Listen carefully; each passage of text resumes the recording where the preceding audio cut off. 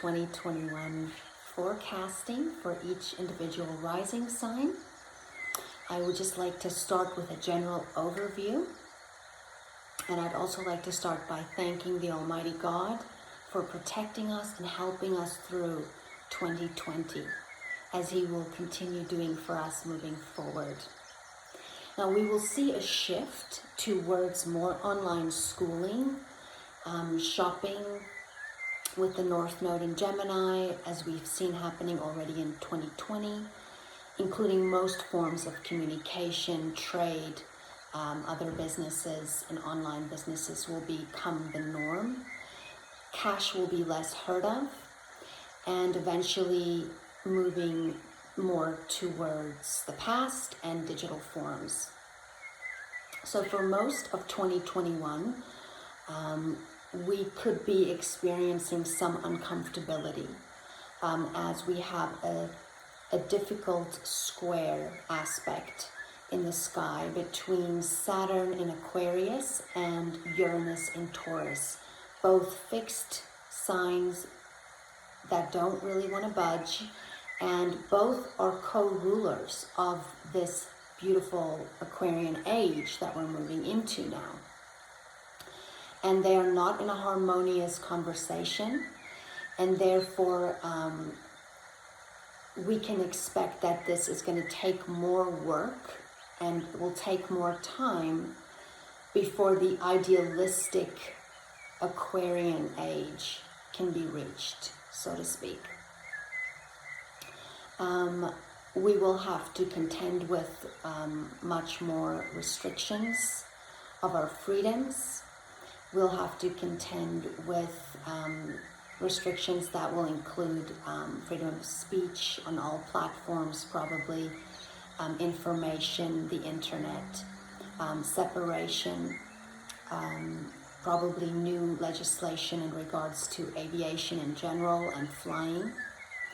Of course, a lack of privacy goes with tracking, as well as alliance integration.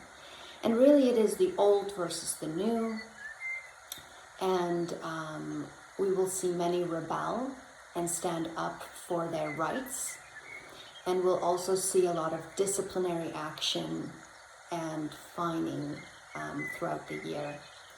It's very much an order out of chaos energy, so I don't want to pretend like this is going to be this amazing year. Of course, there will be blessings. It's very seldom in life where we only have good or only have bad. There's always a mixture of the two, and it'll all depend on how we approach our obstacles. We'll be forced to be more creative and to find new possibilities and to connect to the higher vibration of God. We will probably learn to live more moment to moment and to really appreciate the little things, to appreciate the family, our family that's around us that we normally take for granted.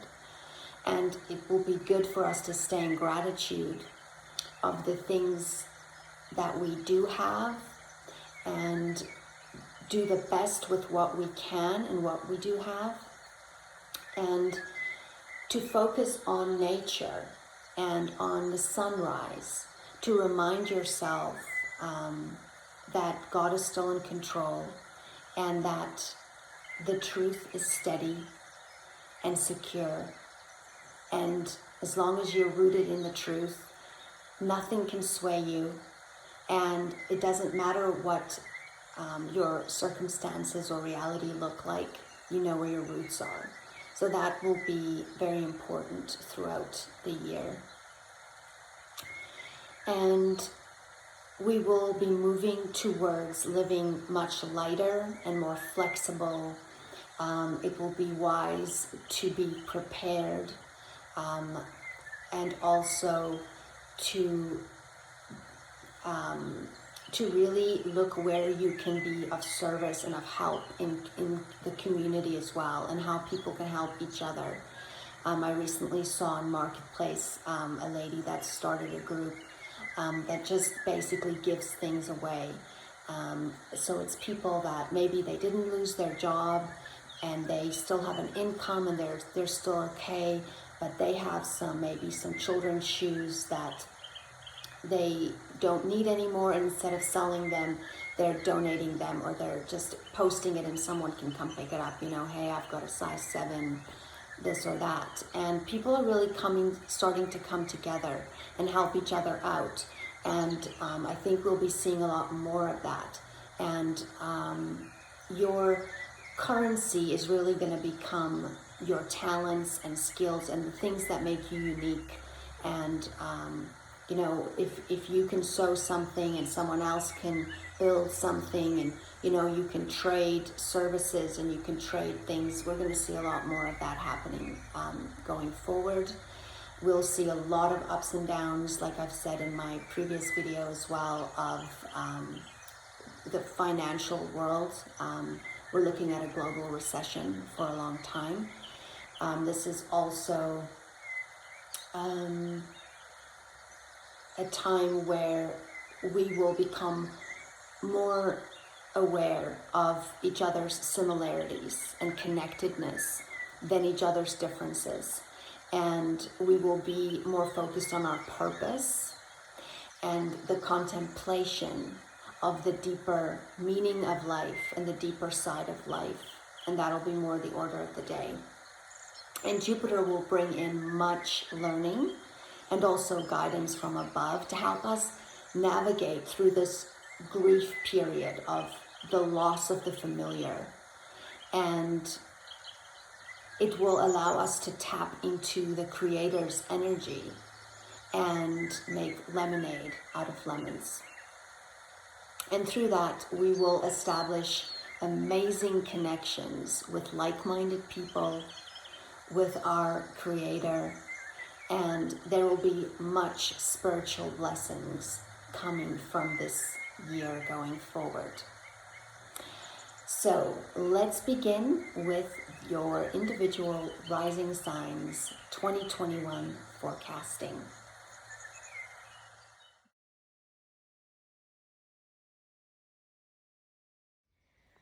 Welcome, Capricorn rising, sun or moon. Please listen to your rising sign first, as this will give you the most accurate placement in the forecast. Now let's start with your first house, which is the sign of Capricorn. And this is where Pluto has been since 2008 and will be until 2023. Now with Pluto here, this is your first house, which deals with your physical body. It deals with you. It deals with the health of your physical body. It deals with the present moment. It can deal with your personality, how you interact with others and relationships. It can be how you begin your day. It can be how you see the world, how you attack the world, how your perspective is, your attitude. It can also be the condition of your vehicle. It can also symbolize great-grandchildren as well as grandparents. Now let's have a look. With Pluto here, this is a long transit, and Pluto usually breaks down first before it starts building up. So at first it might be a difficult transit, depending on your natal chart and other aspects and things that need to be considered.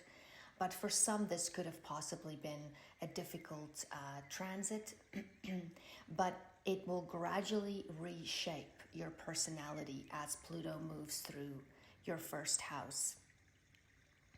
You'll be getting in touch with the past and issues that have shaped you as a person, that's helped you to develop your personality, and that's made you react and act in the ways that you do.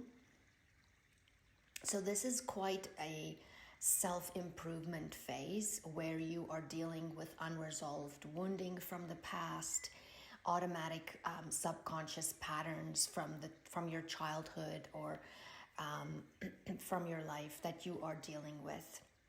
So this can be challenging. It can also be challenging in your relationships, your close relationships with Pluto sitting here. At times, it can be that you are trying to control everything in your life, or even people in your life, or the relationships in your life. And this can make things a lot harder. And it's important that you utilize this time appropriately in regards to healing and purging and really turning darkness into light.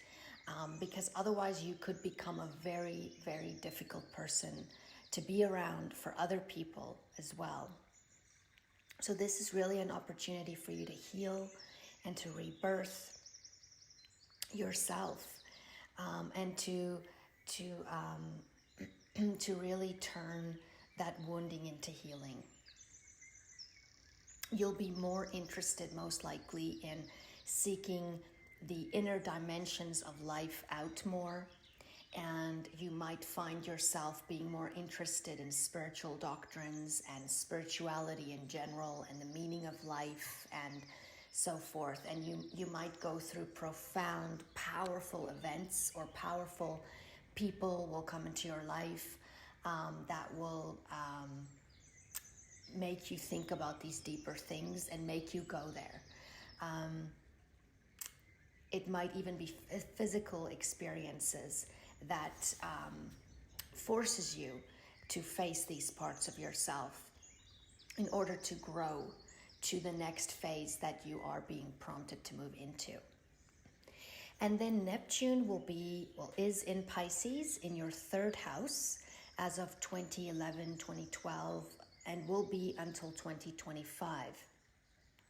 And your third house deals with your siblings, your neighbors, your relatives. It deals with your neighborhood, your everyday people that you get to see, your trading.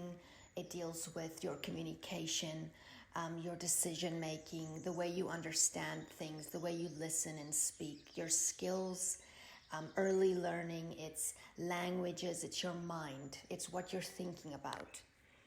And with Neptune here, it can be sometimes bring in a bit of a fog or misunderstandings in regards to communication. It can bring in, and this is a long transit, so it doesn't mean that you're going to experience this through the entire transit, but you might experience this at times during this transit as things get activated and so forth. So at times you can experience that you have misunderstandings with others, or that you're not understanding things clearly, or they are not.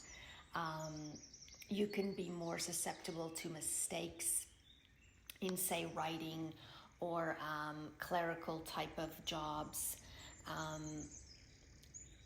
But with all your negotiations, you want to take a little bit of extra care knowing that Neptune is sitting here, because otherwise you could be dealing with even misleading information that could make you make the wrong decisions, because you're not really informed, or you've been wrongly informed.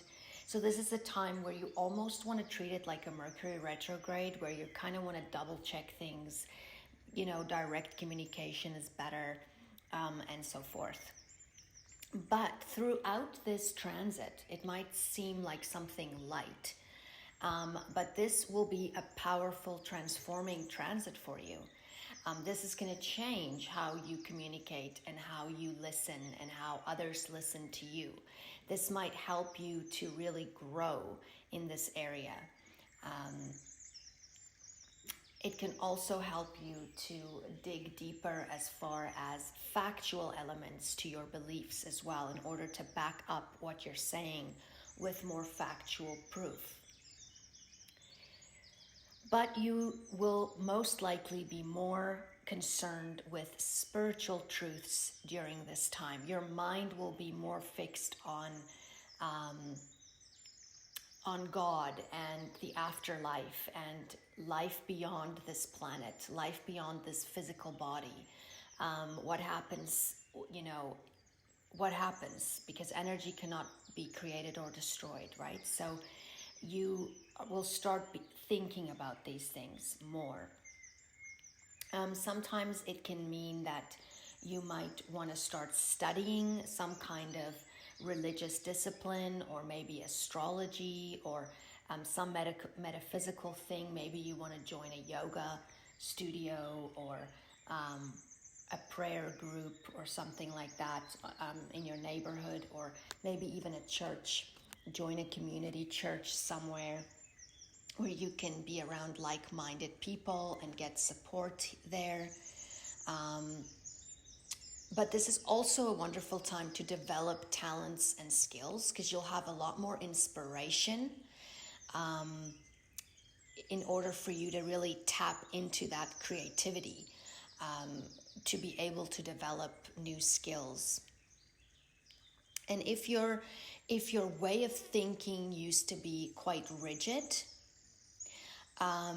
some of the revelations that you will be experiencing through this transit, because you will be getting sort of like flashes of insight, whether it's through dreams or through people, or even through art or music, that you will be getting revelations about the spiritual life.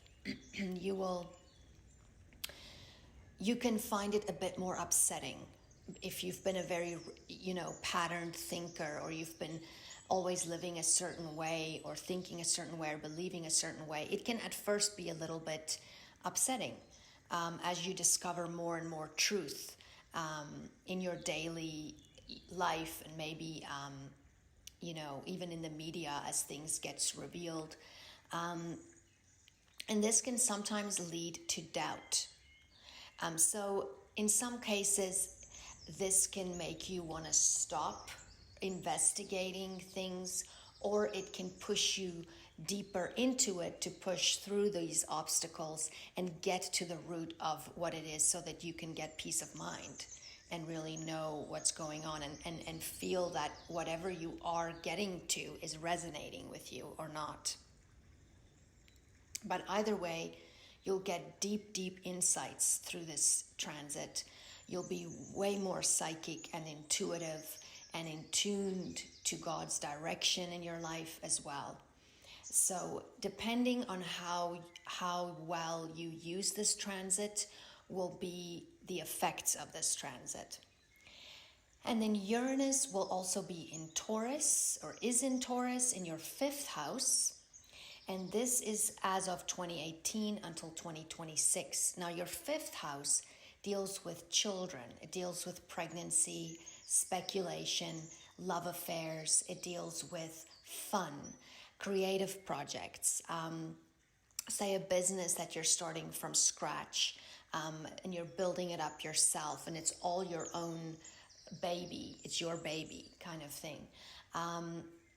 Politics can be part of it, nostalgia, sport, entertainment, theater, that type of thing. And with Uranus here, this can be quite an exciting transit in this house, as far as it can bring in a lot of original ways of expressing yourself. You can have wonderful ideas and insights into creative projects. Say you want to create something, you could really have wonderful, innovative ideas. You can also meet, fall in love unsuspectedly, like suddenly, with this transit. It can be someone that's either, you meet in a very unconventional way, or in a, or maybe it's someone that you wouldn't normally go for. It's someone quite different of you.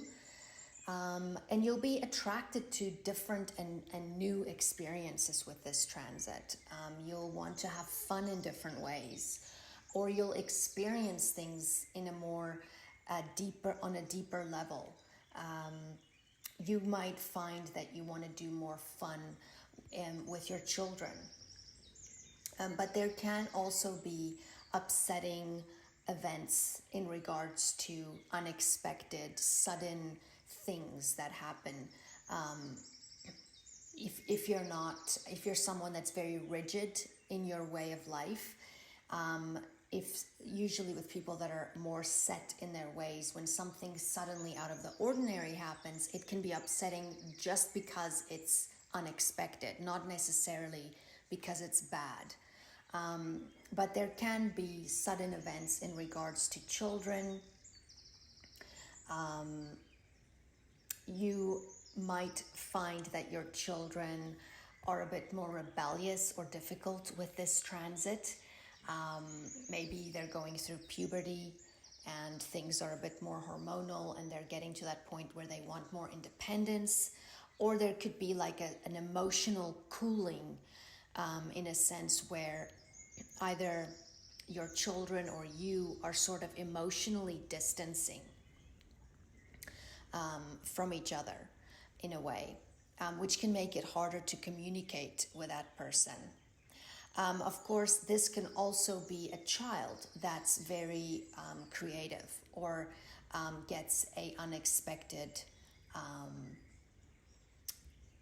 insight of some kind as well. But these will be stimulating times. There will be stimulating experiences with this transit. You might even feel like you want to work on an old car, like a nostalgic kind of experience where you want to work on an old car and redo it, or build some type of machinery, or you're working on some kind of internet or energy wave project of some kind, dealing with new technology, or your children in regards to this. But your approach to life will be different after this transit. You'll have a new understanding and a new way that you look at how you spend time with your children, how you express yourself, and so forth. And then Saturn will be in Aquarius in your second house as of December 2020 until 2023. And your second house deals with your income, it deals with your banking, your investing, it deals with your safety, your security, your sense of safety and security, your values, your inner values, your morals, your resources, your talents, your movable possessions, your property, and also your future. Now, with Saturn in this house, you will go through the next 2.5 years finding out more about your values, what you value, why you value it. And this will be material values, spiritual values, moral values, psychological values, all of it. It sometimes can indicate loss. It can sometimes indicate maybe a loss of income, or a loss of a job, or just a slowing down period where you might not work as much, or you might not earn as much, or it just means that you need to rebudget and sort of streamline and more focus on the necessities than on extravagant spending and so forth. But it's not always the case. This is, like I said, it's unique for every person, but this can be indicated by this. On the other hand, it might just be that you're a lot more serious and hardworking than normal, that you're very serious about having meaningful possessions, or when you are purchasing something, you want it to actually mean something. You don't want to spend money on frivolous things. You're more serious about your values and what you teach your children about them, and so forth. So that can also be the other side of that. And if material wealth has been keeping you from discovering your true worth, or your the true value in life, then this might be the transit that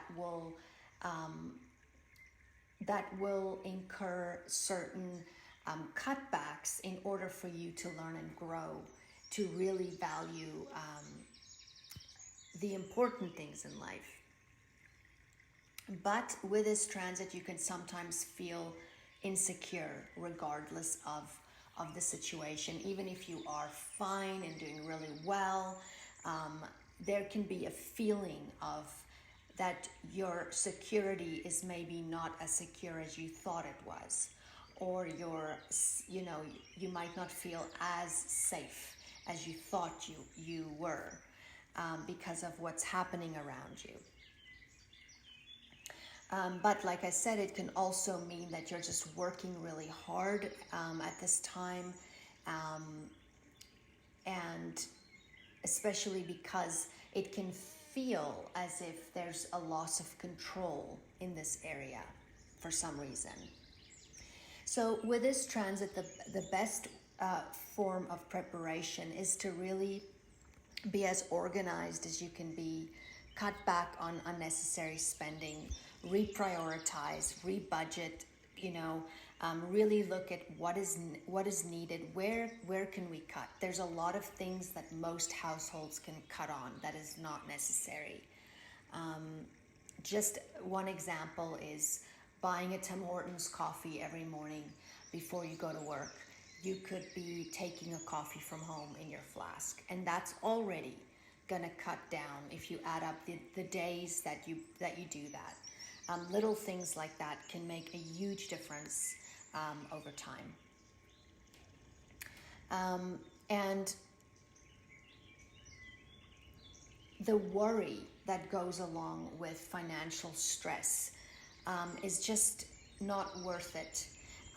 If you can streamline things and make things simpler and more practical and organized, you will eliminate a lot of that worry, and you'll know where you are and what needs to be done in order for you to get through that period. You might even notice that you're eating less. With Saturn here, it will be much easier for you to lose weight. And on the other hand, it can make you a very picky eater. It can make you someone that's, suddenly you don't want anyone touching your food, and you don't want to have someone like share a Coke with someone, or, you're germaphobe and you maybe suddenly don't like garlic. When you've been eating it all this time, suddenly you just don't want any garlic in your food, or things like that. You might want to eat way more plain, or just a lot less or different in different ways, and you're just more picky. My daughter had this transit, and she said she used to eat everything, and when Saturn was sitting there, she just stopped eating. I had to literally check that she ate enough every day, even though she was a bit older, and I had to really be on it to make sure she's getting her nutrition, and she just suddenly wouldn't eat things that she before loved. And then when Saturn moved out of that area of her chart, she started eating those things again. So it's quite interesting to see how that works in some cases. And then let's have a look at Jupiter. Jupiter will be in your second house there as well with Saturn as of December 2020. And Jupiter will be in this area until about November of 2021. It'll briefly move into Pisces in your third house around May and June. And then it'll retrograde back into this house. So this is a wonderful planet to have in your second house with Saturn to start out with. Jupiter can bring wealth. It can bring more financial gains and property, even possessions. It can bring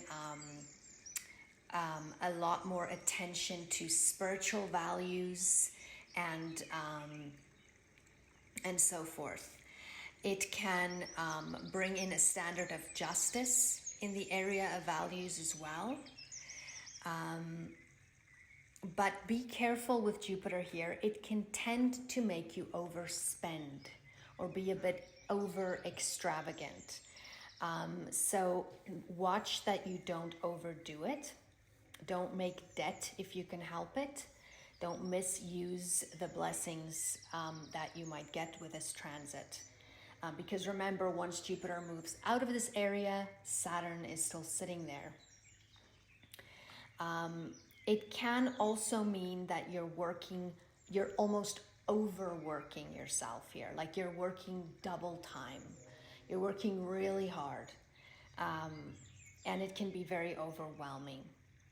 And you don't want to get physically ill because of putting too much strain on yourself. So really ask yourself, do I really need this? Do I really need that? Is this really as important? Also don't worry about impressing other people with this transit. Don't fall into that trap where you're thinking what I have and what I live in and what I drive is who I am and is reflective of my worth, because that is not the case. And if there's people that are in your friendship groups that identify like that, then you should maybe reconsider them. Sometimes this can indicate eating more. So even though Saturn is there, with Jupiter here, you could actually want to eat more or overindulge in some cases. So even watch sugar, watch foods that can actually damage the liver and so forth. And but how you manage your material world with this transit will lead to a much greater understanding of yourself. This is a great transit also for investing in foreign interests or foreign property, or even your children. This can be a time where you're spending money on children more, or maybe on their education, or even for yourself on some kind of education or on a course or something like that. But ultimately, this is a beautiful transit as long as you manage it well. And then briefly, Jupiter will move into Pisces in your third house. And this is the area of communications, siblings, relatives, and so forth, where Neptune has been sitting that we've spoken about. Now, this transit can increase your contact in your neighborhood with others. It can mean that you're moving around more in your neighborhood, you're a bit more busy in the area, or it can even mean that you're getting some kind of opportunity for training or advancement in some way in this area. You can maybe have to teach something, or you're getting some kind of training on the job. But you might find yourself writing and reading more with this transit, spending more time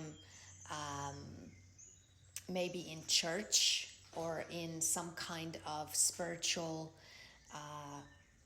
group of some kind. But it can also bring in travel opportunities, maybe to faraway places, whether it's for training or for teaching or learning. But your world perspective will change with Jupiter here. You might spend more time in prayer. Your relationships with others will be better with Jupiter here. You can get some kind of blessing here, whether it's beneficial support from relatives or siblings or friends or a neighbor. You might get either assistance in some way or financial assistance or just support in general, just a benefit of some kind. And sometimes it can mean you're more involved with children in the neighborhood, or maybe you're learning a new language, a new foreign language, or maybe you're dealing with foreign paperwork. in regards to eventually moving to another country or traveling to another country, or maybe, you know, you're doing your passports. But you'll be more tolerant and compassionate of others through this period. Be careful of judging yourself as well as others with this transit. And be careful of exaggeration in your communications.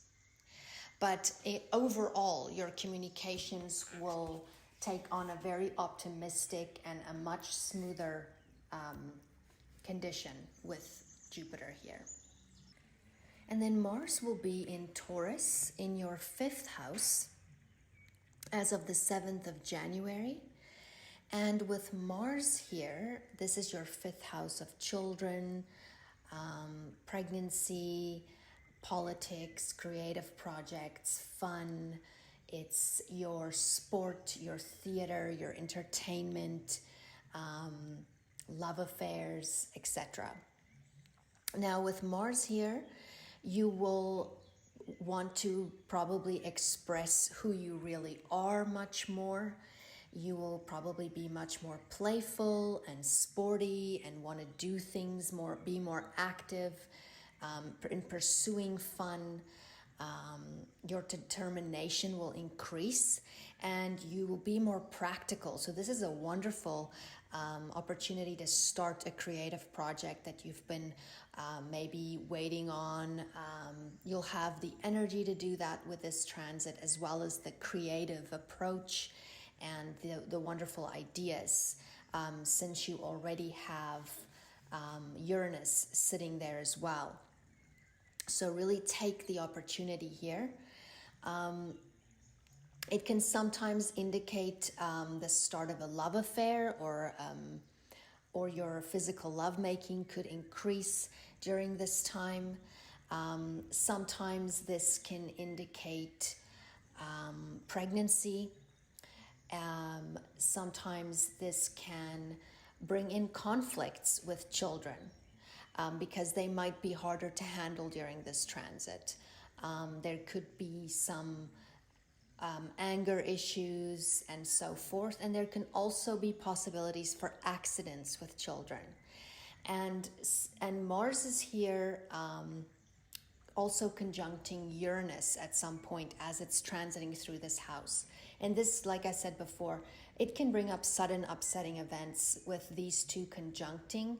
It can be anger outbursts, but it can also be accidents. So you want to be careful if you're working on machinery or with vehicles, or your children in general, to be more careful during this transit. Don't be reckless. Don't be impulsive. Watch your impulsivity. Think before you do. Think before you drive. And have a chat with your kids about this. If they're young, just watch them a bit more carefully. Pray about them and so forth. Sometimes this can indicate a need for surgery with these two conjuncting. Your children might act in an unusual way, or you might need to use unusual methods in regards to discipline to get through to them. You might get unexpected information during this time in regards to children or a lover or something like that. Sometimes there can be interruptions in regards to electronics or internet, power outages, things like that. And like I said, an unexpected pregnancy can also be an effect of a transit like this. And then Mars will be in Cancer in your 7th house as of the 23rd of March. And your 7th house is your house of relationships. It's the house of lawsuits. It's the house of open enemies, marriage, divorce. It's the house of your partner, your business partner, your niece and nephew, the public, and so forth. Now with Mars here, you can be more emotional, more emotionally reactive. It can be difficult for you to be objective. and you can be a bit more resentful of criticisms and so forth. So you can be touchy, especially in your relationship with close people in your life. So you want to be a bit more compromising, a bit more aware of others' feelings and others' perspectives and views, and be willing to compromise and so forth. Luckily, these are not long transits. Mars moves quickly, but these are things that you could experience. You might feel a bit more competitive in your relationship for some reason. But if this is a relationship where you're usually over-compromising and sort of being very selfless, this is a wonderful time to rebalance that out of balance give and take, for example. So this is a great time to actually work on the relationship, putting the time in and actually talking about what needs to change in order for this to be balanced and harmonizing. And sometimes it can also indicate that you're just working on a project together with your partner or with a business partner, that it's just something a project that you're working on together. At times, this can indicate legal conflicts if other transits support that. And in the case that it could be that, try not to be too selfish and try and be more compromising with this transit. Now, at some point during this transit, Mars will oppose Pluto in your first house. This is not an easy transit. You can meet up with resistance here. It can be a power struggle with quite a bit of ruthless energy. Now, you or someone else can be acting in disregard to the other party, and it can be a very ugly type of power struggle here. On the other hand, it can be a culmination of persistent effort and something positive like that. But usually this can be a conflict in close relationships. It can maybe be a lawsuit, and maybe has something to do with money and control and even inheritance or just even a marriage in general that's ending, that maybe deals with, financial issues and lawsuits and so forth. It can really be any close relationships in regards to this. You want to avoid physical violence with the opposition you're getting during this time, and you want to get help. Whatever situation this might bring to you, you want to get help. Don't do this by yourself. Of course, it doesn't mean that this is going to show up this intensely for you in particular. This is going to depend on your natal chart as well, but these are just general potential energies that can appear with this transit. And then Mars will be in Leo in your 8th house, and that'll be as of the 11th of June. And here your leadership ability and your drive for power and control will be more strong. You'll be more ambitious. You'll have more willpower. You'll have a more vigorous sex drive. Your urge to succeed will be more magnified. Now, your 8th house deals with traumas from the past. It deals with injuries, it deals with surgeries, it deals with death, it deals with shared resources with, say, your spouse or a business partner, or it can deal with taxes, debts, it can deal with alimony, wills, inheritance, it can deal with your intimacy, and so forth.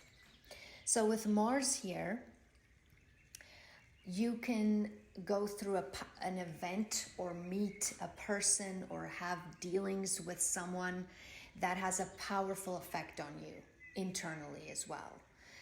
That has a very, very sort of a life-changing, powerful effect on you. And this can also be through maybe conflicts in regards to money, shared possessions, and so forth. This is not a great time to apply for loans. And if this is the case where it's maybe a marriage and there's conflict, it can maybe be just arguing about how you're spending your money or how you're using that joint account and so forth. But your sexual intimacy will be on a much deeper level with this transit. And this is really the death of something and the rebirth of something. Sometimes this can be surgery, like maybe you're getting something removed and you have a new beginning here. But something is dying off, whether it's a part of yourself that you're letting go of. Maybe you're closing that joint account. Maybe you're paying off the debt. Maybe you are finishing that surgery and starting a healing process. Maybe you're finishing off a period of long grief and or a struggle with a settlement of some kind that's finally coming through. But something is dying off and something is rebirthing. And then while Mars is here, it will oppose Saturn in your second house. And this can be a frustrating aspect, like a stop and start energy, because Mars wants to move forward and Saturn wants to say slow down or stop or wait. You got to first do this, so it slows you down, and this can be a bit frustrating. Sometimes it means you're meeting up with an ego conflict of some kind. You're meeting up with some form of discipline or rules or certain legislation that's keeping you from doing what you want to do in regards especially to your income and shared resources and financials, property, that type of thing. But this is a good transit for work and for focusing and concentrating on what you're doing, getting it done. So this will be very good for your focus. And you can expect to feel a little bit as if you're under psychological attack with this transit. You can feel a bit inadequate. So just realize that this too shall pass. This is just a transit. And then Mars will be in Virgo in your 9th house as of the 29th of July. And your 9th house deals with your in-laws. It deals with your grandchildren. It deals with long journeys, higher education, foreign affairs. It deals with publishing, legalizing. It can deal with the law, religion, philosophy, prophecy, and so forth. Now with Mars here, it can denote efficiency and orderliness and attention to detail and a practical approach and also a solution-oriented approach in this area. You might also find that you're more focused on your health and hygiene and your cleanliness, and also in regards to your beliefs, almost like you're cleaning house in the spiritual side of things. Maybe you're really trying to get clean in front of God and ask for forgiveness for some of the things that you've done, or you're really trying to make right with people that you might have hurt in the past with this transit. But this can indicate that you're working harder on an intellectual level. Maybe you're studying really hard at university here. But this can indicate a lot more work in the intellectual fields. You can be more defensive in regards to your beliefs and what you believe is true. So try and remain calm when you get a bit too passionate about that. Try not to beat others over the head with what you're feeling is true at this time. But put more of your energy into expanding your mind and also being open to others' perspectives and others' views, and rather take time and energy and put it into researching, the things that you've kind of said is, just turned a blind eye to, and really have a look at it and see if you still feel the same way when you're done. Work on your compassion and tolerance during this time, or you might find that you just automatically start doing that. But it would be beneficial for you to do that, especially if you feel a bit aggressive and very emotionally activated by your beliefs and so forth. So in some cases, this can bring in lawsuits or trouble with the law with Mars here, so just be aware of that. And then Mars will oppose Neptune while it's in your 9th house, and this can sometimes bring in illness or allergies or just a general feeling of more being a bit less energetic. Sometimes this can indicate deception, or uncertainty, or maybe confusion in regards to your beliefs or how you think and feel about it, or maybe how you try and communicate it to others. Misunderstandings in your communication in regards to it, which can lead to conflict. Sometimes this can indicate travel overseas, but be careful of getting ill overseas with this transit. But basically it will force you to dissolve some old rigid patterns of thinking, and it'll give you a new perspective, which is wonderful. And then Mars will be in Scorpio in your 11th house as of the 30th of October, and your 11th house deals with groups and memberships, alliances, political affiliations. It deals with your goals for the future, your hopes and dreams. It deals with deaths in the family at times. It deals with legislation. It can deal with co-workers, the company you work for's financials. It can work with a son and daughter-in-law. It can work with friends, groups of friends, and so forth. Now with Mars here, your drive will be more forceful and purposeful. You'll be more determined and courageous. And your activities might be more secretive in regards to maybe co-workers or company financials or groups that you belong to, or maybe the goals that you have. Maybe you're keeping them sort of under the blanket for now. Your sex drive will be much more powerful, but you will be actively pursuing and formulating plans for your goals and for your future. So your focus will most likely be more towards the future, and also on working together in a group form of some kind. So this can sometimes be that your circumstances are sort of forcing you to work in some kind of team environment or team action. So in this case, it can be a bit harder for you with Mars here to maybe work in a team environment, because Mars likes to do things his own way and can be a bit more selfish. So you want to be aware of others' perspectives and feelings and things like that. Be a bit more willing to coordinate and cooperate and so forth.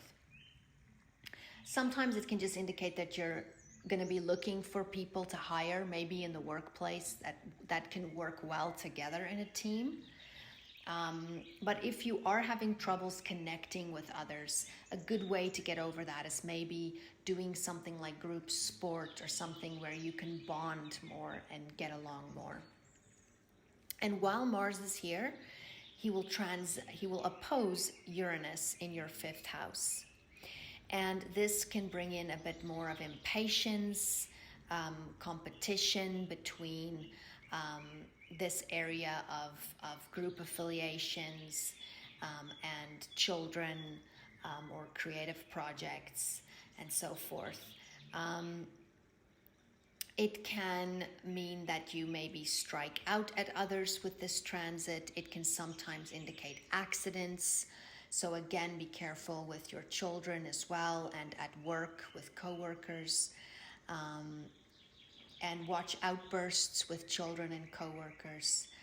And sometimes this can bring in a sudden change, like just wanting to quit a project or a membership or a group alliance, maybe shedding, maybe you want to jump ship in some area there.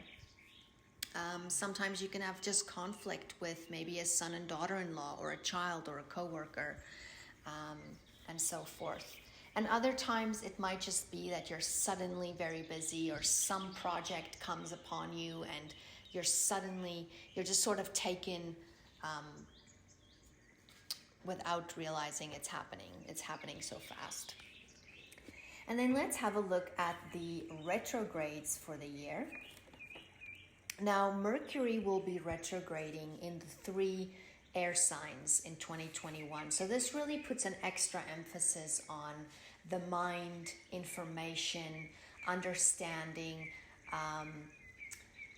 media, communication, listening, then your trade, trade in general, your neighborhoods, movement in general. Now with Mercury retrograding in Aquarius as of January 30th until February 21st, and this is in your 2nd house. And here you can be careful for cyber attacks, outages or interruptions with Wi-Fi, electricity, internet. You might find that you're cutting back a bit in regards to group connections or friends or even social media. Be aware that you might come across some gossip during this time. That's most likely not true. So make sure you check it out first before you react. And this can be a period where you want to streamline your finances more, where you're maybe rethinking and rebudgeting in this area. You don't want to make any new investments as far as this transit is concerned.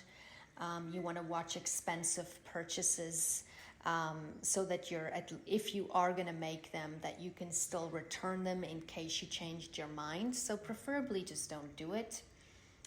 And then let's have a look at Gemini's retrograde.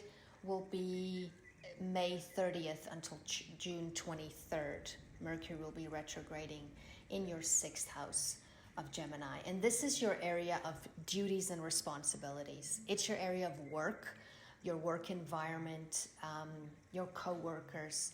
It's the area of employees if you have a business, tenants if you have a lodge or you're renting out a place. It's the area of caretaking of others, of pets, of service work, and your health. And while Mercury is retrograde here, you might be reassessing your habits. You might find you're decluttering your office and reorganizing things there. Maybe checking out your routine if it's serving you still. You might be paying more attention to your health. It's a good idea to take more care of your lungs during this time. And you might want to make lists and prioritize during Mercury retrograde here so that it's less likely for you to forget things. You might come across more schedule changes, meetings that get interrupted or changed, misunderstandings, spelling mistakes, emails, communication in general. And then Mercury will retrograde September 27th to October 18th in Libra, which is your 10th house. And your 10th house is your career. It's your reputation. It's your status. It's your employer. It can be parents and professionals and cousins even. Now, with Mercury retrograde here, you might have misunderstandings in communication with your employer or co-workers or a parent of some kind. You don't really want to take on a new job or new clients during this time. You want to focus on existing clients. You want to focus on the job that you have now. Rather, if you are looking into changing your career or looking for a new job, rather use this time investigating them, doing up research, shadowing people before you start applying and actually going for interviews and so forth. It's a good time to not sign any new contracts during Mercury retrograde here. You can also find that you're reassessing your personal relationships as well as your relationship with your job, your work in general, investigating if it's really what you want to do. This is really resonate with you, as well as your relationships, your close relationships, and also your relationship with money and how you spend. So this is coming up quite a bit for you. Sometimes with all Mercury retrogrades, people can come back into your life, either physically or in your mind with memories or issues that you used to have with them. And this is all in order for you to grow from this. Sometimes, yes, people come back and you reconnect and you take it further. But most of the time, it is the case where they come back into your life to teach you something or to give you an opportunity to fix something from the past, to heal a relationship and move past it, or to heal issues that you had in order for you to be better in your future relationships and so forth. So that can be a common theme with all of these retrogrades. And then, of course, like any Mercury retrograde, you want to double check all communications. Make sure that you're understanding, that you're listening, that your emails went through. Be careful of interruptions, be flexible, and be prepared so that you're ready for a detour. You've got enough time if you've got to drive this way on your way to work and not that way on your way to work. Double check you have your passport if you're going to fly. Make sure you have insurance for cancellations. Don't go for makeovers and Botox during especially Mercury retrograde in Libra. Watch for electronics being lost or stolen. Try not to purchase new electronics during a Mercury retrograde, and so forth. And then let's have a look at Venus retrograding in Capricorn, December 19th till January 29th. And this can bring up issues related to love and money.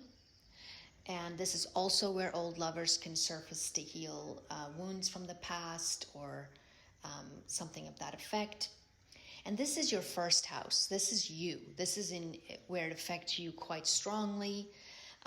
You might be rethinking your personal image, and you might be wanting to improve your self-esteem through changing your look.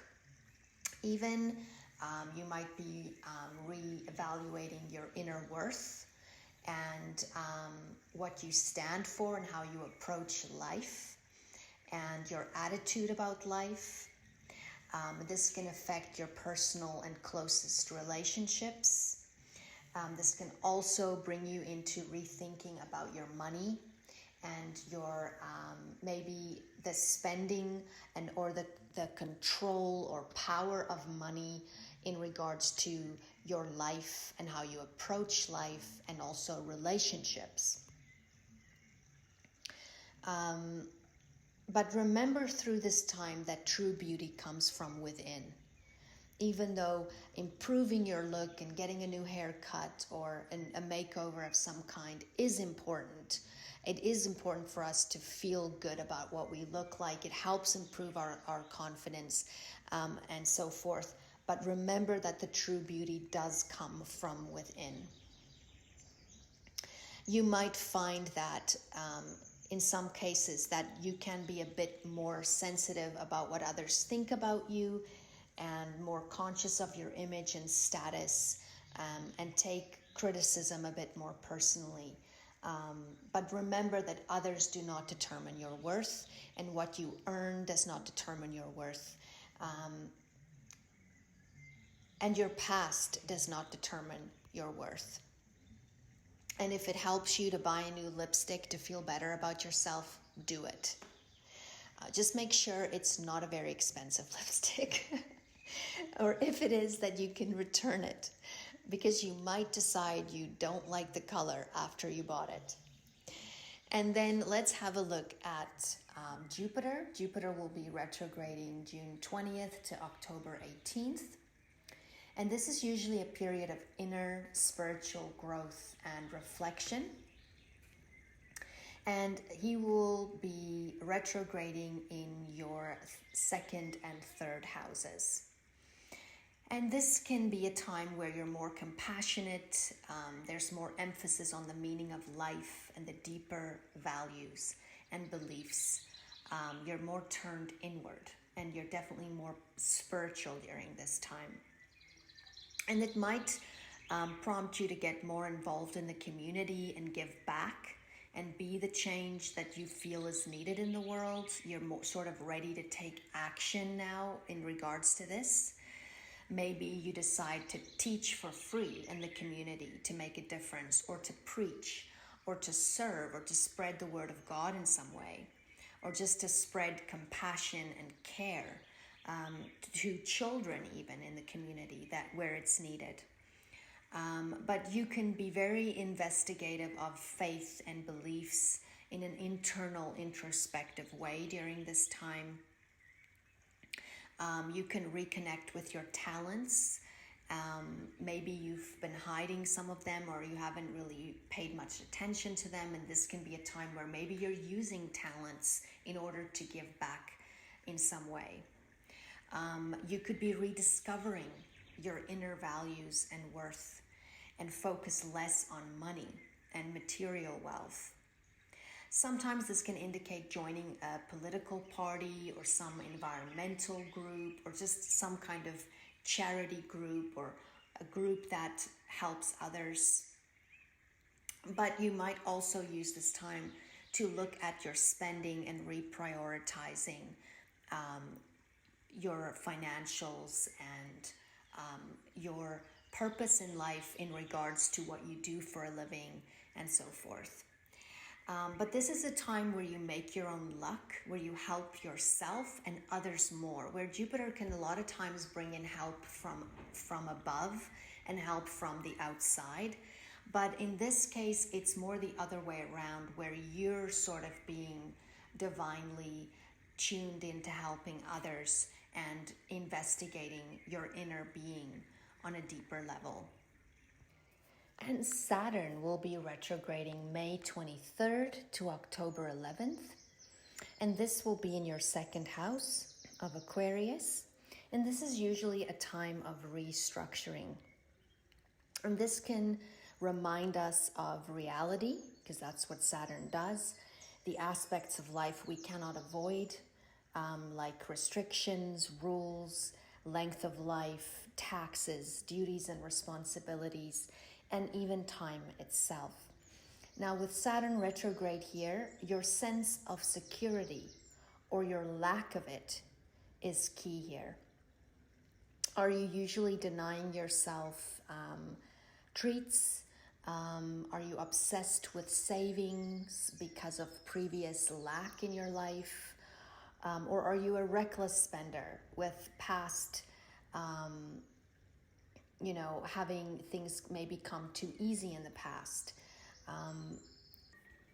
These patterns of the past, possible patterns, are usually addressed with a Saturn return in this area. And this will help you to really organize yourself in this area and rebalance yourself. Another effect this can have is that your allegiance to groups or friends could be tested during this time. Also in regards to your personal relationships in the second house. But ultimately, this will benefit you in the end. The work that you put in here, the restructuring that you're doing here will reap its rewards. So just be diligent and stay as positive as you can. And then let's have a look at the eclipses. There will be a lunar eclipse on the 26th of May in Sagittarius in your 12th house. And your 12th house deals with endings, it deals with finishing things, it deals with self-sabotaging habits, it can deal with faraway places, it can deal with grief or hospitalization, or even working in a hospital. It can deal with the past and subconscious patterns. It can deal with depression, sadness, sometimes just a holiday or a retreat somewhere far away, or a time where you're a bit more internalized, maybe spending more time alone. It's also your sleep patterns, and it's also connected to charity and community and people that need assistance, like people that have addictions or orphans or things like that. Now with a lunar eclipse here, I'm not going to be going into all the details of the eclipses. I will be going through that through the year as they happen on my videos, so please check them out. I'm just basically giving you an idea of where this is hitting your chart and what you could possibly, the theme for that would be. Now with a lunar eclipse is very much like a full moon, so there's more of an ending and a culmination of something, or something that you've been working on that's now finally finishing up, or it's coming to fruition, and so forth. Now in this case, it could signal the end of some mental health condition or situation, or a physical health issue. And remember that this is not always in regards to you or yourself. It can also be other people in your life that you are dealing with at this time. It can be the end of a overseas endeavor, or maybe a long period where you were overseas and now you're finishing that off, or maybe it's the planning of going to one that's now finally coming to fruition. This can also bring in information like revelations, secrets that are revealed, feelings from the past that can come up, and or things that become exposed that were hidden before. It can sometimes be the end of a love affair. It can be the end of a self-sabotaging habit. Like maybe you've been drinking too much and you're finally ready to give up alcohol, or this can be any type of self-sabotaging habit. It can be just being too negative, and now you're positively changing your mind and focusing on how your thoughts are going through your head. Sometimes it can be something like being released from prison or from hospital or from seclusion, or from maybe working in the background for a while, and now this is a time where you're sort of coming out of the woodwork here. And then on the 10th of June, there will be a solar eclipse in Gemini in your 6th house. And your 6th house is the area of your work environment, pets, uncles and aunts, employees, and so forth. And this is usually the energy of a new start or a new beginning or a new leaf on life, new energy. There's some freshness here. So this can even just be an intention that you want to set. Like say you've been very unhappy in your workplace or getting along with certain employees or whatever. You could maybe set an intention with this in order for you to start looking for a new job. Maybe you're now coming to that point where you're realizing that this is something you need to do. So it can also mean a new job or a new work environment, or maybe a new tenant, or a new employee, or a change in regards to these things. It can be a change or a new health routine or habits that you're picking up, new hygiene focus that you have, new priorities at work. As far as your daily routines are concerned, maybe a new exercise routine, a new lease on health and how you look at your body and how you look at food. And it can even be your pet, something to do with your pet. That's going to, maybe you want a pet, a new pet. But with eclipses, you want to also realize that there is a large time influence. It's about 6 months to a year before or after that eclipse in that area. So give yourself time. It doesn't necessarily mean that this is going to happen at the drop of a hat as on the 10th of June. So this can be a period of 6 months that these things can sort of come into happening. And then the 19th of November, there'll be a lunar eclipse in Taurus in your 5th house of children, love affairs, pregnancy, fun, creative projects, entertainment, and so forth. And this is also, again, an ending type of energy, culmination, something coming to a head, finalizing, coming into fulfillment. This can be a new, this can be a creative project or business that's coming to the end. You're finishing it up, you're getting ready to finish that now. Or it could be something that you're quitting. It can be a project that's finally, being fulfilled. This can be in regards to your children as well. Maybe something that your children are finalizing or finishing up. Whether that's school or maybe a project that they've had to work on. Or maybe it's even a way of disciplining them that's changing or culminating in some way.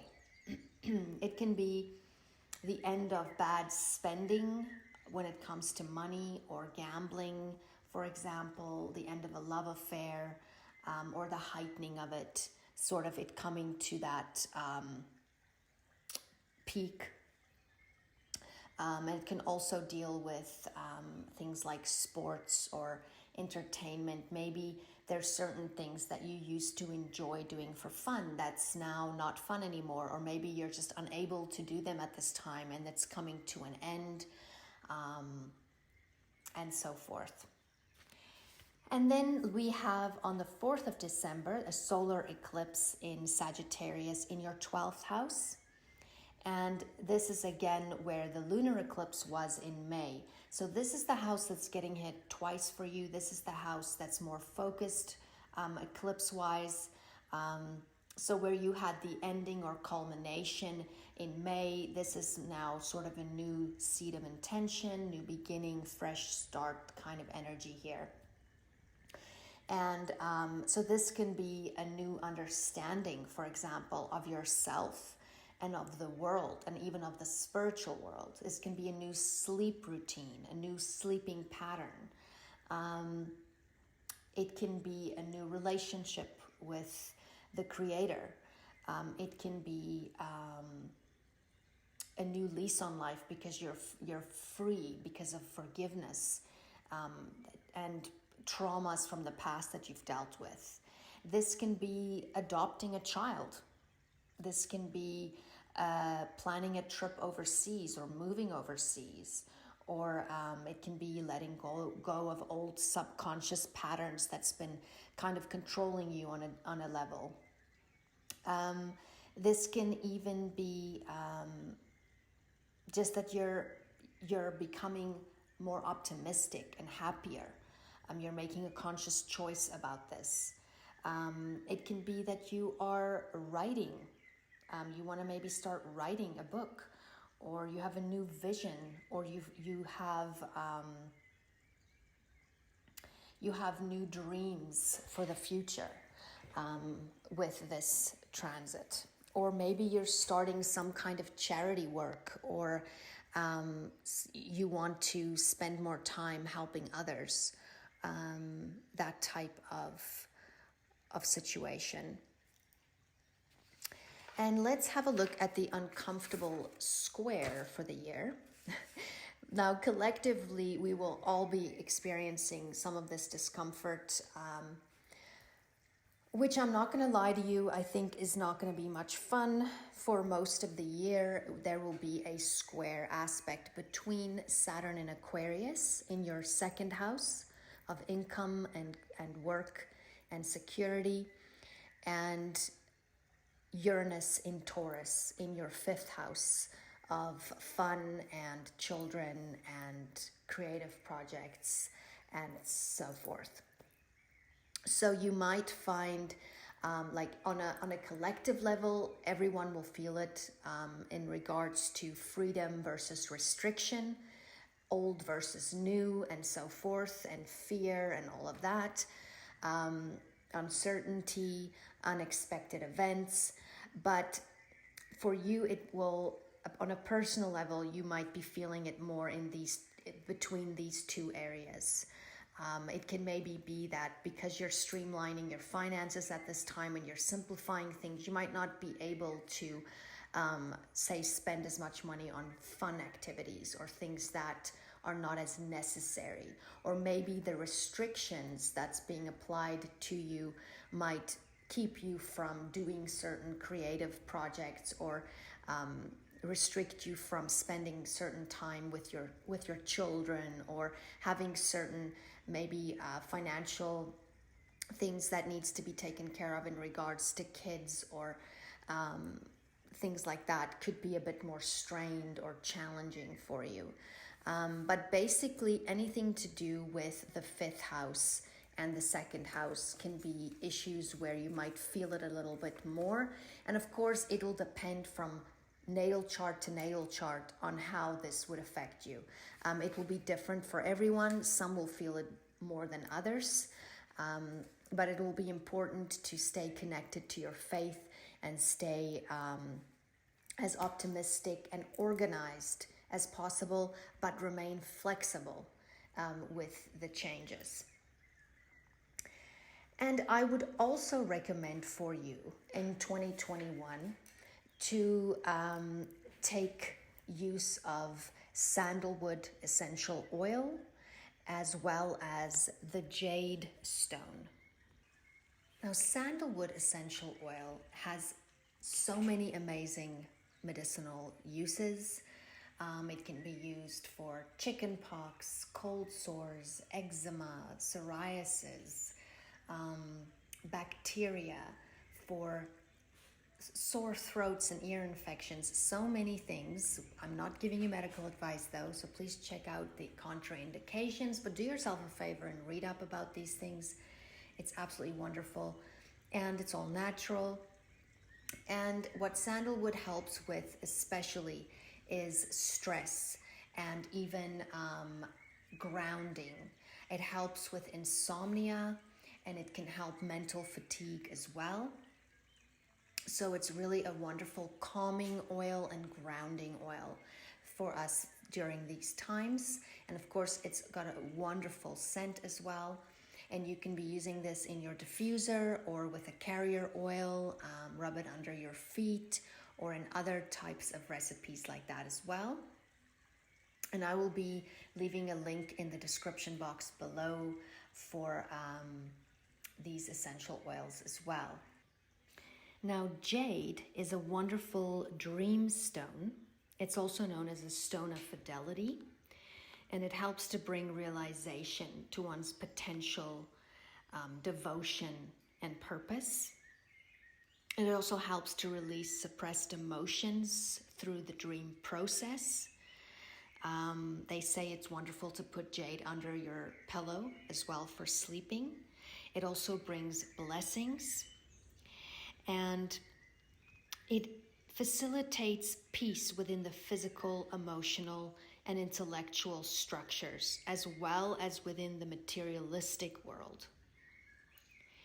And it helps to transmute negativity and also to install resourcefulness. And it helps you to connect more with the spiritual world as well, and to align that with your purpose in life. Well, Capricorn, I would like to thank you for allowing me to guide you through 2021. May God bless you and keep you, and may the sun shine bright on you this day and this year.